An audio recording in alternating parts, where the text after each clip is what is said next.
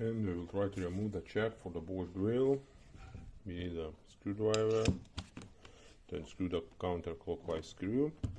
Sometimes it goes easy, sometimes hard. That goes easy.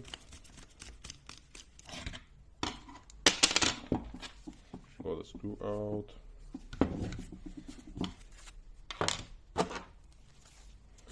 Putting the Allen key into the check.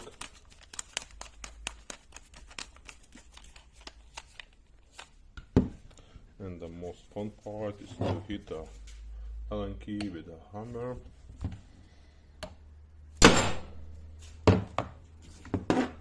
And you can see that our check is getting out.